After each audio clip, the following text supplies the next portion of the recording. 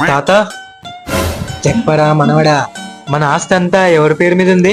మా నాన్న పోయే ముందు అంతా నా పేరు మీద రాసిపోయారా. ఓహో, నువ్వేం టెన్షన్ పడకరా మనవడా. నేను పోయేలోపు నా ఆస్తి మొత్తం నీ పేరు మీద రాసే పోతా.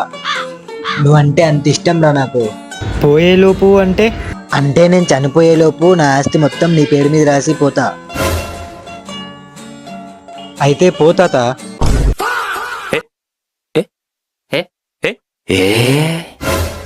డాడీ, తాతయ్య హార్ట్ స్ట్రోక్ వచ్చి చనిపోయాడు డాడీ.